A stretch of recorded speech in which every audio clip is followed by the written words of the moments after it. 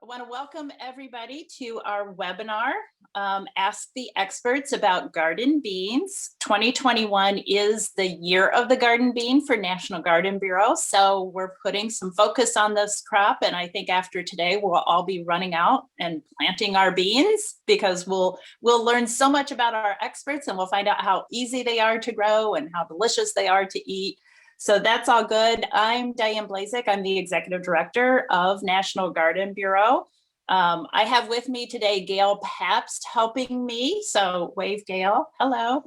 And then I do want to introduce our panelists, but before I do so, I was going to suggest that if you want an easier view, we are using a meeting format, not a webinar format. So if you go to your view button and do speaker view, that way, when the panelist who is speaking comes up, their picture is larger on your screen. And I just find that it's a little bit easier to follow along with who's talking than rather staring at some of the blank screens. And I am muting everybody except for our panelists. Just with this number of people on a call, it's a lot easier to make sure we can hear everybody.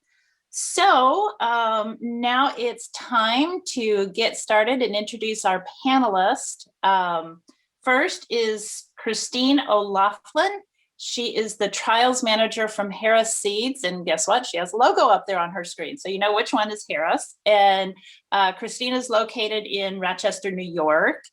And Benjamin Huey is the research director at Pure Line Seeds. And Benjamin, I believe you told me you were in Washington State. Okay. And then Peter Westerbeek with Seminis Home Garden is a territory sales manager, and you are located in North Carolina, but I believe I've seen you several times out in California. So you have experience on both coasts. I'm sure all of our panelists have multiple experiences. In the vegetable world, you have to do a lot of traveling. So I have a whole list of questions that Gail gathered for me, which was basically from our year of garden bean, from our blog post, from social media, any of the times we were promoting this webinar. You guys were asking questions and we want to certainly answer them. So I have a long list of questions. It's actually about 3 pages. We'll see if we can get through it all. But if you do have questions now, please use the chat function on Zoom and we will try to get to your questions as we go through. So we have certain categories. And but what I want to do first is let's get to know our panelists a little bit. And so I have some questions for our panelists. What are some of your favorite beans? Why are they your favorite? Do you have a little story behind them or a recipe or what? Just explain your favorite bean and why it's your favorite bean. So let's see here. I think Peter, you were going to be the first one up on that. Yeah, sure. Glad to be here. Favorite bean is, I've probably been around hundreds, if not thousands of different bean varieties in my 30-year career. In my garden, we grow only bush beans. We made that decision a couple of years ago. My dad is in his early 80s, and the only way he could really engage and help pick them is by pulling the plants up and having him pull them that way. So because of some ability issues. So we grow only bush beans in my garden. The variety is variable. Historically, we grew one called Tima, which was an older variety that Seminis had that was in our processor business for many years that we liked. Lately, we've been growing a variety called Affirmed, which is one of our newer commercial lines. We made that decision because it has very good root rot resistance. And in the small garden that we have, we don't have a lot of rotational options. So we've seen good and better stands out of Affirmed than we have some of the others in the past. But I like to grow some of the climbing types. I see a lot of them in the mountains of North Carolina in the summer, the volunteer half runners, state half runners, a lot of commercial production of those up there, as well as, you're driving down as much as we do. You see home gardens with a lot of the pole beans in them. Like those, we just can't grow them in the eastern part of the state because it's just too hot. But tend to grow all bush beans and do succession planting. So I'll be planting my 3rd planting tomorrow. and we'll probably do one more towards the end of May, and that's pretty traditional for us. So we do grow bush bean types pretty much exclusively now, and buy our butter beans and buy our southern peas, but grow our own green beans. One of our favorite crops to grow. Short day length, takes very limited time to grow them, and you can use that same space for other things in your garden in the fall or in the summer. Great, thanks. Let's see here. I think next was going to be Benjamin, your favorite bean and why? Yeah, I also love to grow bush beans, but because of my work, that's mostly what I do. But the pole beans are really fun. There's such diversity in color, which is my favorite. I really like dragon's tongue is a pretty old pole bean. It's just very unique. It's not maybe for me the best flavor or anything, but I think it's really pretty. Aside from that, most of my bean eating is fresh consumption. As a breeder, I pick a lot of beans and test that fresh quality. And for me, the best fresh eaten beans are Blue Lake beans. And I think it's, of course, there's flavor compounds involved, but for me, it's mostly just a texture experience. I think Blue Lake beans, at least the good ones, are very crisp and crunchy. They're not too chewy. They're tend to be very low in fiber. So I would have to say Blue Lake beans are my favorite to eat fresh, but they're probably my least favorite to grow seed for. They can be really difficult seed producers. They struggle with a lot of different things from plant architecture and pathogen susceptibility to just the seed tends to be a little bit more fragile. So they're a tough one to deal with, but I do like that fresh quality of them. So for me, it's Blue Lake beans. Awesome, thanks. You sparked a couple of other questions that I'll ask later. And Christine, what about you? Your favorite bean? I also tend to be more in the realm of the bush bean for my favorite types of beans to grow for eating. I do agree with Benjamin. I love the pole beans for their aesthetic appeal. I tend to put in some type of scarlet runner bean or something like the horticultural beans for that splash of color and that diversity. For the bush beans, I'm a really big fan of the amethyst for that bright purple color. I think they're really pretty in the garden. If you have young kids, it's an interesting way to get them out into the garden and to, have fun out there. They're great for fresh eating. They look really nice on a farm stand. For the green varieties, my preference is for the provider types.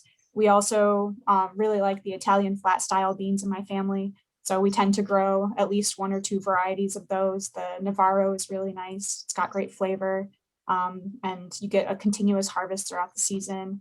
And for the bean Lewis is really nice. That has beans that produce higher up on the plant, so they keeps them off the ground, and you get a nice continuous harvest for those as well throughout the season. So try to have a little bit of everything. Yeah, exactly. Okay, and so now I have to put my All America Selections hat on, and I think we've had some two winners that maybe some people on our panelists want to talk about. Who would like to bring up those two winners that we've had recently? I can speak about Seychelles a little bit.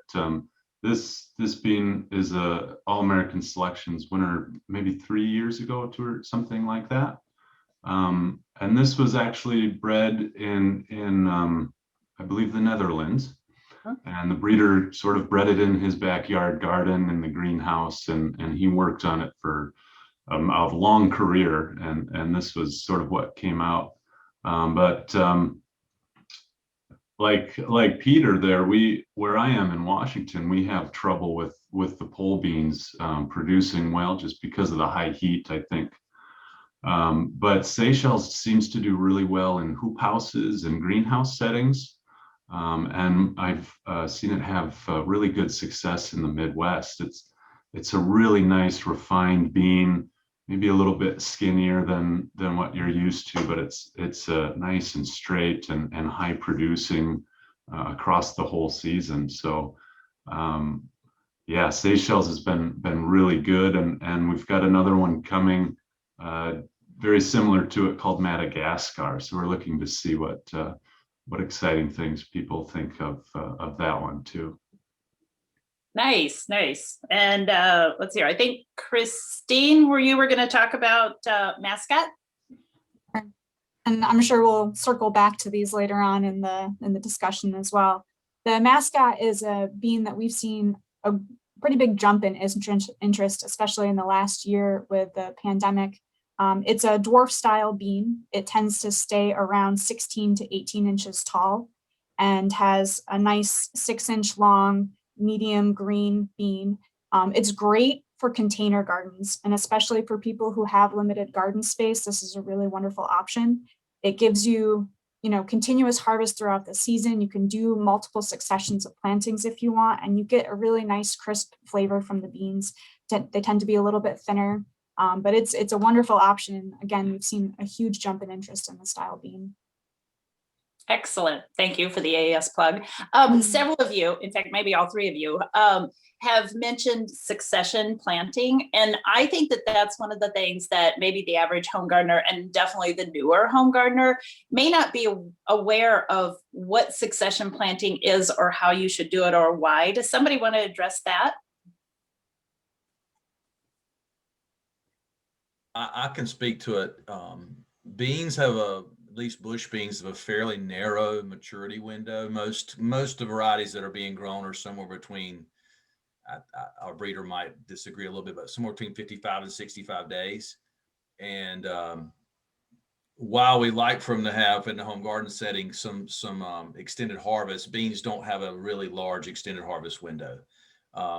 So what most, I think, gardeners do, and certainly more the commercial industry, is you'll plant and you'll wait a period of time and you'll plant again and so forth, succession planting. And that way you can just extend your harvest period for a longer period of time. For us in North Carolina, I'll usually start planting last week. I'll put my first planting in last week of March, weather permitting, and I'll wait 2 weeks and I'll plant again, and then I'll wait a week and plant again, then I'll wait a week and plant again, wait a week and plant again. And that way we're picking beans for essentially a month. And for us, the optimal times are late May through the first part of July, and then it gets too hot, and then we'll do the same thing in the fall. So for a smaller home gardener, you just could scale that down, right? If instead of my 20 feet or 50 feet a row, maybe you plant 10 feet a row and wait and do the same thing. So that's the general idea: is you plant over a period of time, let day length and all push your plantings together, which they will. As you move into the spring, the inverse is the case in the fall. With decreasing day length, planting dates will tend to expand out. So that's sort of kind of how I think a lot of home gardeners do it. And it's the same on butter beans and other bean types, as you would plant multiple planting dates and harvest over a couple of week period on the end of that harvest cycle. Perfect. That was exactly what I was looking for. So, okay, on our panel, 2 of you are with breeding companies, and Christine then is with Harris Seeds, which is basically a customer of the breeding company. So she's kind of second in this distribution line. So, for home gardeners, we wouldn't be able to buy anything direct from Pure Line or from Seminas, but we could from Harris. So now I'm going to ask you, from your perspective, in the distribution or chain of distribution, what are you seeing? What are some of the trends from breeding companies? In my view, everything you're doing is to help the home gardener be more successful, have a better yield, whatever that might be. So maybe the 2 breeding companies want to talk about, what are you guys working on? What's coming in the future? And then Christine, maybe you want to kind of say, this is what consumers are looking for, and this is what's selling better because it probably has those characteristics the breeding companies are working from. So who wants to start with that one? Sure, I can start. Of course, we breed for two main markets: the processing industry, who are going to can and freeze those beans, and then we also do breed right for the fresh market, of course, and the fresh market really has a lot of different types of growers. Some of those beans may get fresh to the grocery store. Some of those beans are just picked and eaten in the garden right there. And some people, of course, process their own beans at home too, freezing and canning. But we've seen in the last 5-10 years, and especially this year, a lot of growth in our fresh market sales and interest in varieties. And we've been able to connect more and more with a lot of folks like Christine and companies like Harris to learn from them what they're learning from the customers and what those home gardener customers are needing. And like Christine mentioned with the bean Mascot, we're seeing a lot of demand for those smaller bush beans that fit well in containers or maybe window boxes or something like that. So I would say one of the biggest things we're working on in the fresh market and in the processing market is the plant architecture, is trying to get that plant to more refined and upright, where those beans hang in that very concentrated set, kind of in the middle of the plant, to protect it under the canopy, and small enough to fit in those nice containers for that patio garden. So yeah, we've seen the same thing with one of our varieties that is a container type that works really well. And the neat thing about it is it's also used in the freezing industry. So if you're interested in being able to freeze your own beans at home, it's one of those that'll work for that as well. Excellent. Let's hear. It looks like we've got a question. Is anybody doing research into beans that produce well on just 4 to 6 hours of sunlight a day to reflect balcony grower conditions, small backyards? So up front, I would say I am not breeding for a low light environment. We would have to try and create or mimic that environment to see. I guess I would wonder, is there any success that you've had already with any varieties? But I would say when you do have an environment like that might be out towards the extreme, it's good to try a lot of different varieties and just see which ones work. yeah, great. Thank you. Peter, from your view on what you're breeding for? Well, I mean, obviously we were both in the commercial space and the home garden space, and a lot of the commercial space breeding has nice parallels to what will work in home garden. I'd say one of the biggest sort of practical things is broad-based root rot resistance, things like Pythium and Rhizoctonia. Most home gardeners may not know why their beans didn't make it, but if it's a rooting disease, it's probably one of those. And so broad-based root rot resistance is a global research effort from Seminis, and varieties that emerge from that program will benefit home gardeners directly, right, in terms of outcome. One of the big things happening in the U.S. in particular, it's also happening in Europe, is the movement at retail from open sort of beans where you go and you pick them out of a bin to bagged beans. And at retail, bagged beans dominate now what retailers are doing. So you're seeing breeders like Seminis and others, our competitors, they're looking at different traits now than maybe they ever did. Things like easy detachment of the pedicel from the bean itself. That's a big deal for baggers.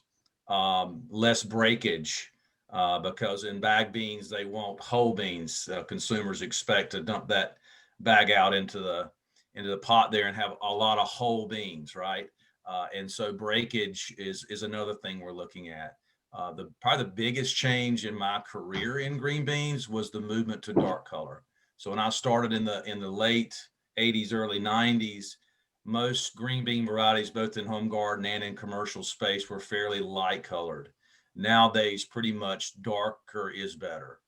So we've moved as an industry over the 30 years of my career from a demand for a very light green bean to a very dark green bean. And that's probably been the biggest change. And pretty much everything you see coming out of commercial breeders, whether it be Seminis or our competitors, is dark now. Probably the last thing is a movement towards smaller sieved beans. And sieve is a word most people probably wouldn't know unless you're in our business, but that's just a nomenclature for the diameter of the bean, right? How big a bean is it? There's been a continual shift over the years towards a smaller sieve size, meaning a more refined, smaller bean type, particularly in the retail space. And the bagging industry is driving that even more quickly now because they want a more attractive bean in the bag. And so breeders like us are when I go out and do bean research with my research assistants, that is one of the things we're looking for, is very high quality beans that have a smaller sieve size potentially for that bagging market. That's one of the biggest things we're doing right now in that space, in the garden bean space. And those varieties will filter into the home garden space down the line, and they're going to be highly attractive products for home gardeners. Yeah, good point on the sieve size. So leaning more towards something like a Haricot, so it's a nice, long, thin French bean. And every time I give a presentation to home gardeners, I'm always saying, okay, when you're choosing what to put in your garden, why don't you put the things that are really expensive at the grocery store? And, my example is a red pepper is usually going to be, I don't know, I'm in Chicago, $3.99 a pound, whereas a green pepper is like $1.99 a pound. So grow your red peppers and use your space for things that are going to save you a lot more money. So that's just my little tidbit. So, okay, great. Christine, maybe you want to talk a little bit on from the retail side. What are you seeing? What are consumers at? Oh, wait. I'm sorry. I'm going to back up. Peter, I have one more question.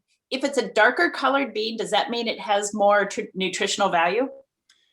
It might. It probably does. That would be a natural extension. That is not why the industry went that way. The reason the industry went that way is, to be quite frank, darker pod color hides more flaws. So wind scarring. There was a time when we had a lot of issues with pod spotting in the light colored beans, and when we went to darker colored beans, that largely disappeared. It was this phenotypic response. So I'd like to tell you that was the reason, but that would not be an honest answer. The honest answer is that darker green beans just physically look better. Okay, it's cosmetics. That's okay. Cosmetic, yeah. We understand it. Yeah. Okay, great. Thank you. Yeah, Diane, I would just add there. I think to me there's a parallel with the peas, and canning vegetables used to be much more common than freezing vegetables, and a lot of those canner type beans and peas too were a lighter color, and there was a much more varigreen process in the canning industry, which darkened the bean in the final product. But typically darker beans didn't can very well. And so as the freezing industry has grown, their demand has been for darker beans for exactly the reasons that Peter mentioned, is they look better in the bag. And so now the varieties that are coming out have sort of shed the bad qualities that used to be associated with those darker beans. And so they've gotten the processing quality traits from those lighter beans in with that nice dark color, and ultimately we end up with a much better looking product. So. Okay, great. It looks like we have a couple questions that I want to get. Sorry, Christine, we'll get to you. A cultivar suggestion of small compact dwarf types. I'm going to say Mascot, but then bonus if they've been trialed in controlled environment LEDs. So I don't know if you guys want to comment on, are you trialing for the controlled environment? We work with a lot of, we like cooperation. So we work with a lot of people and love to send seed out for anyone to trial and see how it works in their system. So I just sent some samples of some peas and beans to, I believe, Rise Gardens in Chicago that works with aquaponic systems. And so they're, I believe, going to be trialing in a similar environment with maybe artificial light indoor setting. So we're excited to see what happens there. And the bean that we sent them, we have a code on it, is just number 4921, but it's sold as the bean variety Porch Pick. But I couldn't, off the top of my head, I can't remember who sells that for us. So I'll have to get back to you on that. Okay, that's great. And we've been talking really more about green beans, and somebody says, what are there any developments in popular dry beans available to consumers to grow at home? So is there much breeding work in chickpeas, black beans, etc.? There is breeding work in dry beans. It is not, I would say, as an industry as extensive as is in green beans. I know Semina still does some of that work. Chickpeas is a whole separate business. A lot of those genetics are not U.S. derived, and there's companies that just do that. And so there is work being done. I think it'd be fair to say that those companies tend to be more on the fringe of our business, mainly because that's a processor business for the most part.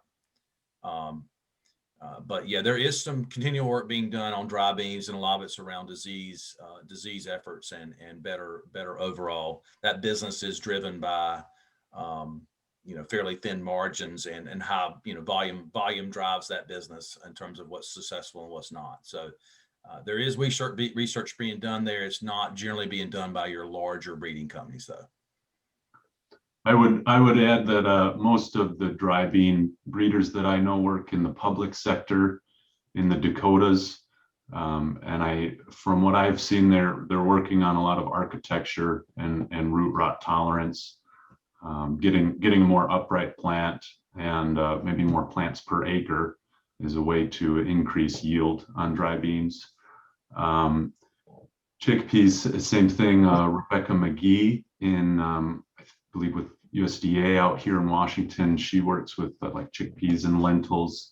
So those are kind of newer crops here. Well, not newer, but maybe haven't had as much breeding effort behind them over the years. So I do find it really exciting to see some of those public institutions and researchers pick those up and start working on those with disease resistance and climate and environment adaptability and things like that. We have one small special project we're doing. There's sort of an intermediate between the dry bean and the snap bean. There are some beans that are shelled fresh and the bean is eaten, but not the pod. And then those beans also can go to the dry stage and be consumed as dry beans. And I'm not going to be able to name any varieties specifically, but for instance, in Chile, they like to eat a sort of pink striped bean. And what they do is soon after what we'd call the green stage, where the pod is maybe nice and plump and consumable, you would just so the pod would get kind of lumpy, and you would be able to see the beans in the pod. And that's a good time to crack that pod open. It's still quite pliable, just past the green stage, and you crack that open and eat those beans sort of as a fresh dry bean in a way. So we're working with those just a little bit, and I think that's a sort of a fun branch of the beans there, where we get kind of that in between the dry bean and the green bean. Yeah, great, thanks. So that's kind of a perfect segue to Christine to talk about what she is seeing from their customers. Like, is their interest more in bush beans, or are dried beans becoming more of an interest? I do see a question here about getting the impression from the public that dry beans are beginning to pique their interest. So that's good. Somebody else asked about yellow bush bean varieties. So Gail, maybe you could post a link to our Year of the Garden Bean, the photos that list all of the submissions from our members for Year of the Garden Bean. And you're probably going to see about 12 different gold or yellow colored beans. But let's move on to Christine then, and tell us what you're seeing and hearing from your customers as far as trends or what's popular, that kind of thing. Sure. Some of it, I can mirror what Peter and Benjamin said. We have so many customers who are interested in that bush bean, and the Blue Lake is always popular. But because of the huge growth in people who are starting gardens for the first time because of the pandemic, who are looking for that food security, whether it's simply a novelty to have something to do while they're home all the day, or because they're really interested in learning how to grow their food. We have a lot of people who are looking for different types of beans that are unique. They're looking for those purple beans, something like the bean amethyst. They're looking for different yellow beans like the gold rush or the rock dart, which are more of a, you tend more to the wax bean style, but those are things that interest new people who are growing for their first time and are also really good for the younger kids. And to expand on that, we also have a lot of people who are going for the pole beans for the first time, who want something that adds interest to the garden. We did have an interesting little peak in the dry beans, mainly because it's something different and it gives you food throughout the winter time, where they're able to grow in the summer and then have that food for the fall and the winter. And like Benjamin said, the beans for freezing, a lot of those varieties, the darker green, something like the Lewis or the Crockett, that have a nice longer green bean that's dark and very uniform in shape, those are all really popular and, driving a lot of our sales this spring. It's always interesting to compare from last year to this year to see how many of those people who jumped into gardening last spring have maintained that interest this year. And it's really exciting to see that a lot of people have continued to garden. We do have new customers, but we have a lot of those return customers, which is great. Awesome. Yeah, we want to make everybody successful, which I always say that's what the new breeding work is all about. I mean, you're trying to give people more for their work and you're wanting to make them more successful. And that's why I inserted this little bit in there, is all this work. And so, like Christine, from your point of view, I see Venelin from Burpee here on the webinar. I mean, when you look at the Harris or the Burpee website or Territorial Botanic, any of these retailer websites, and they have new stuff, more than likely, there's a really good reason why you have brought that new product in and are selling it to consumers, because it's probably an improvement over something else. That's what we do with All America Selections too. We trial it against something. So when it's new, if I were a consumer, I would definitely be paying attention to it, because there's a really good reason why you've added that to the assortment. So, okay, I think it's time for us to talk about some growing and tips and maybe some challenges. So let's talk about soil and planting. Somebody had mentioned, well, we try not to plant beans in the same place year after year, but we're limited with space. So let's talk about the minerals and nutrients found in the soil. What's best for garden plants? Should you add something when you're planting beans? And if you do have to plant it in the same space year after year, what should you do to the soil? So that's a lot of questions all at once, and I'll just let you guys jump in and answer those. I do think that some of this we'll repeat when we go through some of those other questions. The beans, we consider them to be light feeders. You have some heavy feeding crops that draw a lot of nutrients from the soil that require a lot of those trace minerals. But beans, we tend to consider more of a light feeder.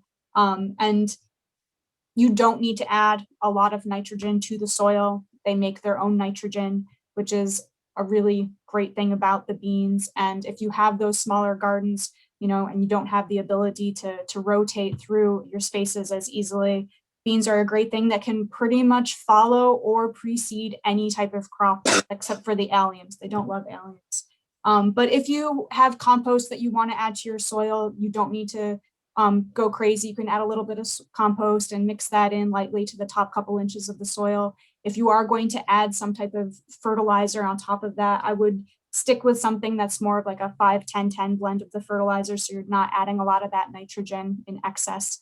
If you do, you tend to have beans with a lot of that vegetative growth, a lot of the greens, but not necessarily as many of the beans themselves. So you just want to be mindful of that. And I'm sure that the breeders can speak more to some of the other things that you need. Christine is absolutely right. Probably the biggest mistake I think most home gardeners will make with green beans is they'll fertilize it too much. Um, home gardeners and farmers in general, more is better sometimes is the mindset.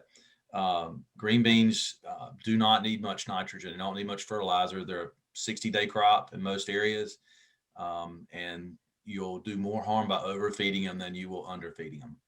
Same thing to be said about water. Um, Beans are fairly sensitive to a lot of your root rot complexes, and particularly in a small space like my garden, where we don't have great rotational options. I'll lose more beans by being too wet than I will lose beans by being too dry. So beans are kind of the polar opposite of how you would probably sit on this call and talk about tomatoes or bell peppers or one of those crops where fertility is a critical issue. It's critical issue in this case on the opposite side of the extreme. I would say one thing about green beans is, I know a lot of home gardeners will plant untreated green bean seed. And that's perfectly fine. But if you're going to do that, be aware that you are opening yourself up to more issues with root rot diseases. And so if you're willing to plant a seed that has a seed treatment on it, beans are probably a good crop to do that with, more so than others. Beans and sweet corn probably being the two that I'm most in line with. If that's something you'd consider doing, then that would be an area where you would probably want to do it, because there are good seed treatments that will help mitigate some of the root rot, early season diseases. We tend to plant beans in colder, earlier season plantings, and those are when you have more disease issues. But as a general rule, beans are pretty disease free. They tend to be more of an issue on the root rot side of things. And I'd be interested to see what Benjamin said about that as a breeder, because I know that's an emphasis that breeders globally are putting into snap beans is the root rot research, mitigation. Yeah, exactly right. We're, root rot, of course, resistance to pathogens is always something we're working on, and as we move forward with more bean production, and climate shifting or changing, new diseases show up, and some of them become more favored by the environment, and others less favored. So it's a constant battle with diseases. A couple other suggestions that I would add is try to plant into good moisture. So pre-irrigate your soil. Let it dry out just enough to get those seeds in, and then try not to water it until it really needs it. And the way I check the moisture is just to dig down and see how deep that moisture is. Planting a little shallower can help get those beans up sprouted and out of the ground quicker too, and like the others have said, in good warm soil. My best tip for the question is rotate your beans as much as you can. Beans planted year after year in the same ground, you're going to build up not only those root pathogens, but also things like white mold maybe, or bacterial brown spot. Some of that stuff can live in the soil or in the detritus or neighboring plants. So just rotation is really, really critical. But of course, compost and cover crops, those are great ways to try and amend that soil and keep it nice and healthy too. I was also going to mention we do some organic seed production, and we've found some success with different organic seed treatments, maybe some things that are essential oil based, like a thyme oil. We've also used sort of micronutrients on the seed as a seed treatment. It gets put on the seed. These are approved in organic agriculture, sort of like a multivitamin going in there with it. And then on top of that, a good rhizobial inoculant is going to help that bean with its early vigor and its horizontal disease resistance, just by strengthening it. And on top of that inoculant, you could also add a mycorrhizal fungi inoculant, and that'll also give those beans a nice health boost in their early days as they establish too. So if you're someone who's doesn't want those conventional chemicals in your garden, there are some organic options that do have some benefit as well. Great, thank you. Anybody have anything else to add before I go? My next question was going to be about cross-pollination. Did anybody have anything else to add on that topic of planting?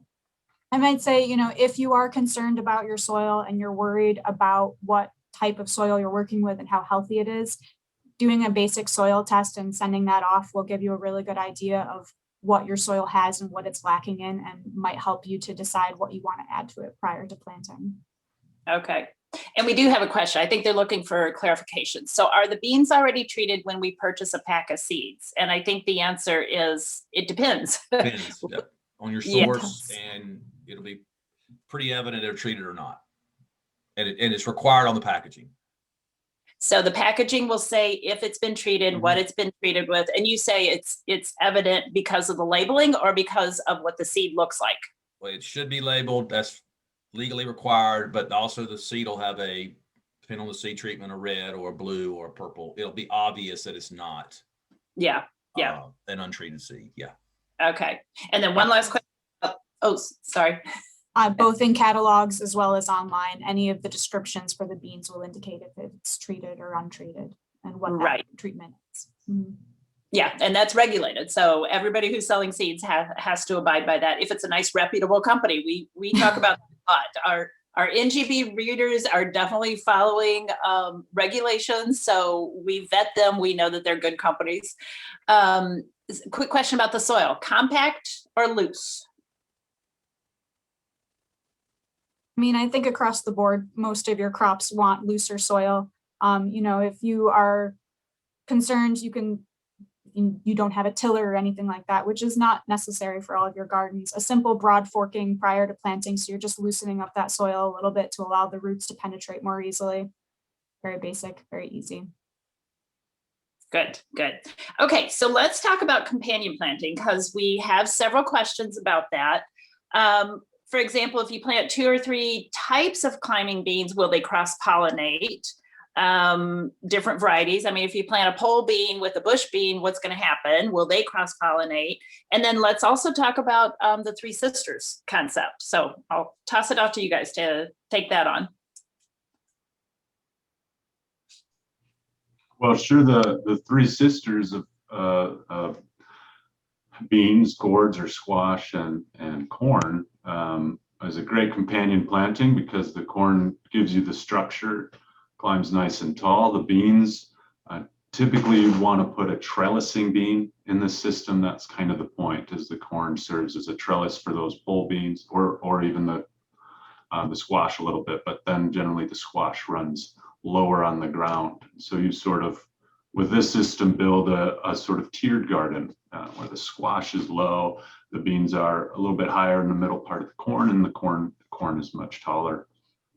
So it's a nice way, if you can't do a lot of rotating, mixing those vegetables in together, growing in sort of a nice community instead of the separated strict rows of a garden is a nice way that those plants can sort of work together underneath the soil with the life that's in there.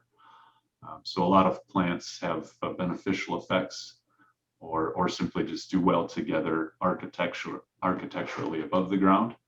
And of course you have to be careful, because some are the opposite. Some can be detrimental to plant together as well.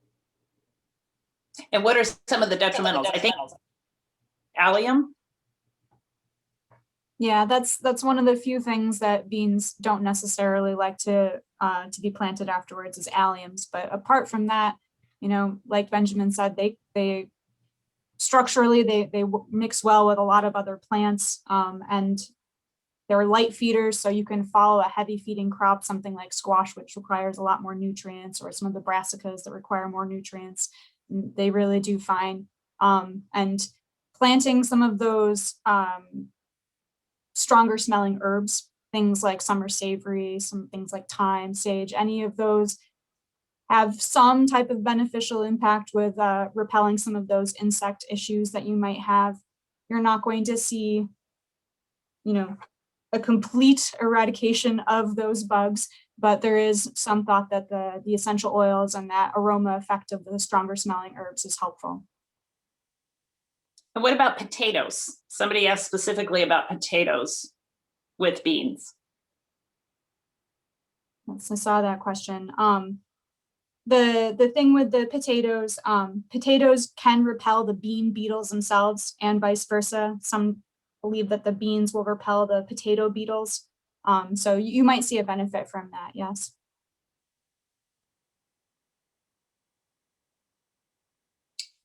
Okay, this next category is I'm having these issues. And I have had this happen, and I'll tell you what I've tried. When I plant beans, they disappear. The soil does not seem to be disturbed, so it's not birds. What are your thoughts and solutions? In my garden, it usually is birds or something else. And so I took an old oven rack and covered it with mesh. And so when I plant, because obviously I don't have big long rows, I have about the size of an oven rack. I mean, yeah, about the length of an oven rack. So I put that over so the rain can still get there. And then when they germinate, they're fine, whatever it is that was getting them before. But do you guys have any thoughts on the bean seeds disappear? Now, they didn't say that, well, maybe it looks like they've just disintegrated, maybe. I'm going to agree with you. Sorry, go for it, Benjamin. I would, on my farm, the research farm, I got little mice that they come pick the peas out of the ground. They run 200 feet and they drop it somewhere. And that of course contaminates my lots. And the pigeons and the killdeer, they also like to sort of pick in the ground. They do it at our pumpkin seeds too. If it is birds, sometimes the flashy ribbon that'll just keep them away from the soil is helpful. If it is mice, I've heard that hot sauce or some like hot pepper extract as a seed treatment can help deter them. If you're not seeing that little divot in the soil where they kind of found that seed and pulled it out, it's likely to just be rot. Any of those soil pathogens that Peter's mentioned that sort of make up that root rot complex that we talk about. If it's bad, the Pythium, the Aphanomyces, yeah, if it gets in there, you'll never see that seed. Just disappear. Eaten by an invisible pathogen in the soil. Thus the importance of rotation. Yes. Okay, now let's try this one. And I think I know your answer. I have gorgeous vines, lots of leaves climbing up the trellis, but no blossoms. And then my Italian flat beans planted at the same time have a ton of blooms and tiny beans, but they're duds. What's going on?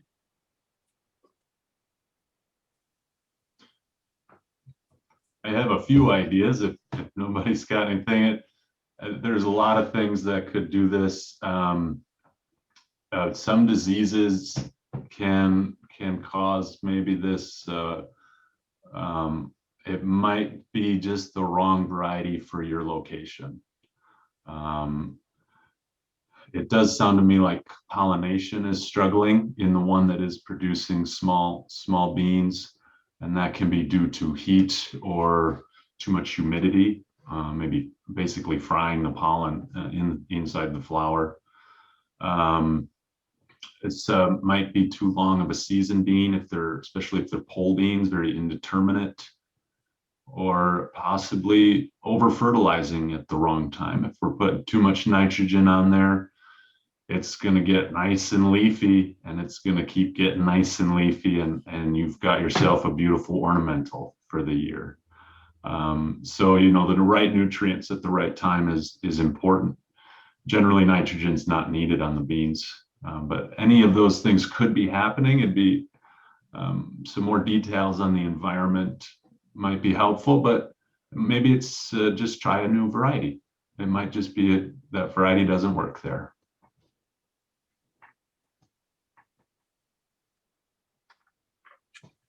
Anybody else have anything to comment, or we can go on to the next question? I think our comments earlier, all three of us, about nitrogen is just pay attention to that as a typical home gardener. I've seen many a commercial grower, hundreds of acre blocks where available nitrogen, for whatever reason it was there, has caused significant yield loss. So nitrogen fertility, most of your bush bean types just do not like a lot of free nitrogen. They'll go vegetative, throw their set, and you kind of go, what happened?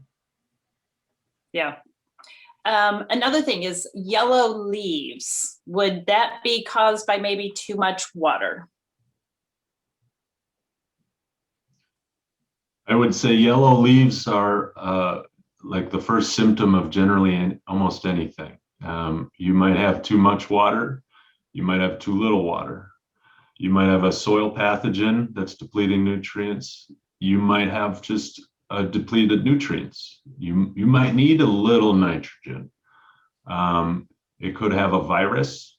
It could have a zinc or boron deficiency or calcium. A lot of those micronutrients, if your soil's deficient, those will show up like that yellowing. And the pattern of yellowing, if it's coming from the outside of the leaf or the sort of shape it takes on, can kind of tell you what might be going on, but it really could be anything. So I guess pictures to your local USDA or extension agents, or even plant samples sent to them.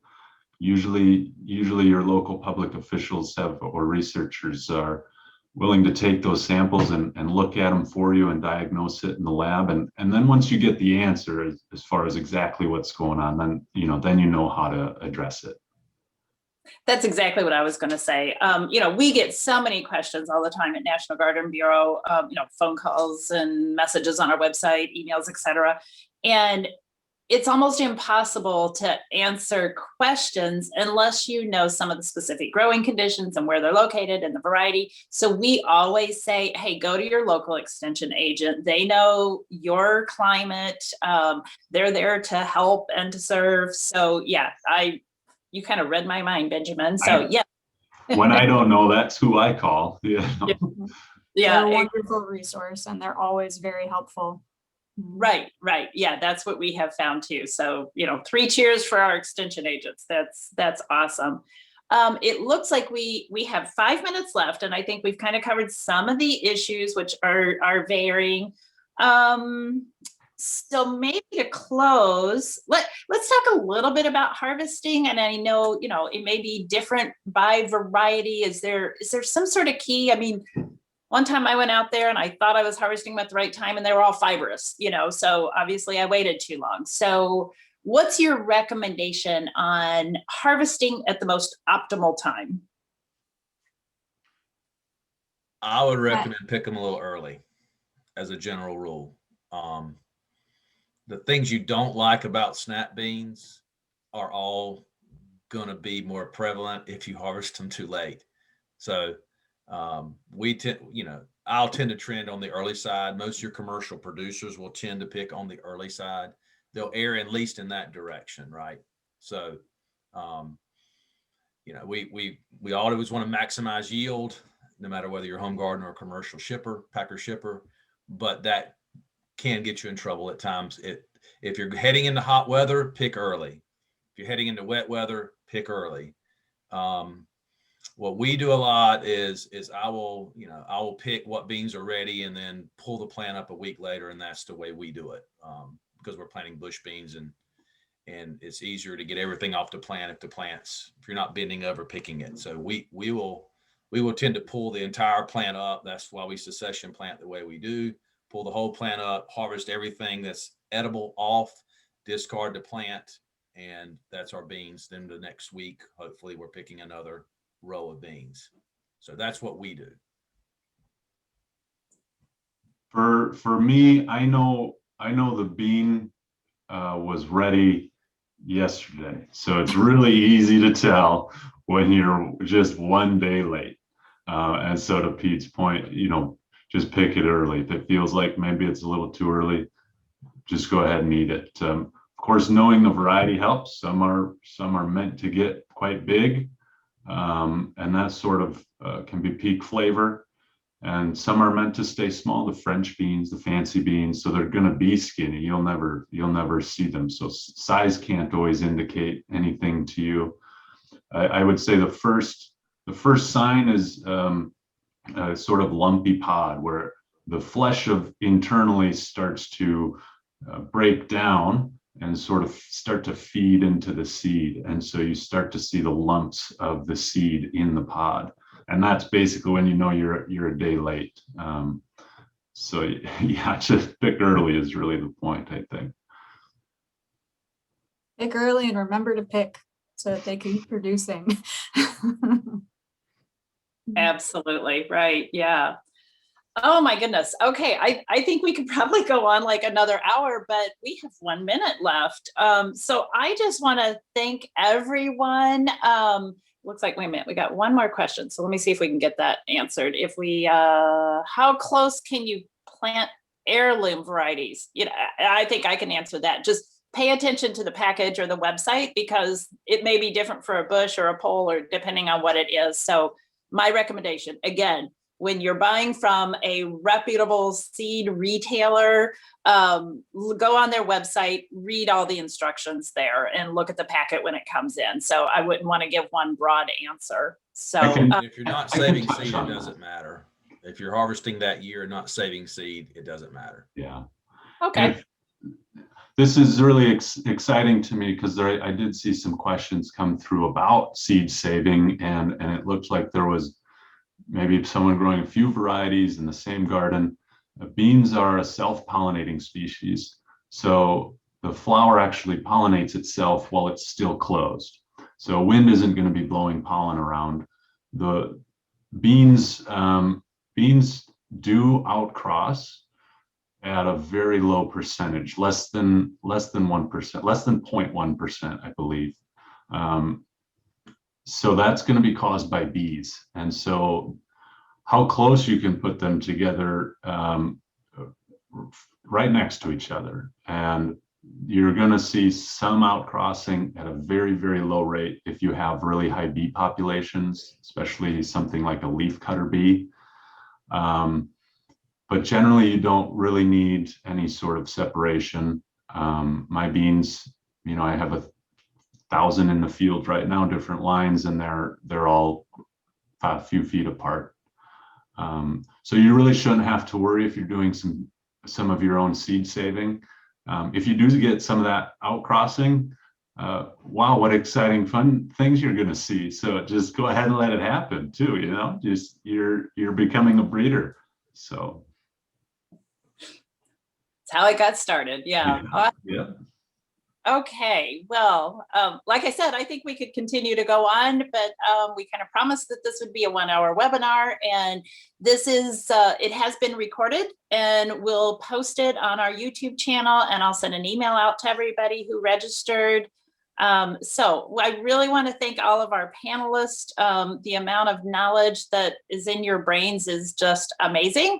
And we appreciate all the time and effort you put into this, and then everything else you do to bring all these wonderful varieties to the home gardeners. And that makes all of us more successful. So thank you to everybody. Have a great weekend, and stay tuned for our next webinar 2 weeks from today. So thank you so much. Thank you, Diane. Yeah, thank you. What a joy to be here. Happy gardening. Yep. Happy Hope everyone has a good year. Okay. Keep the rabbits out.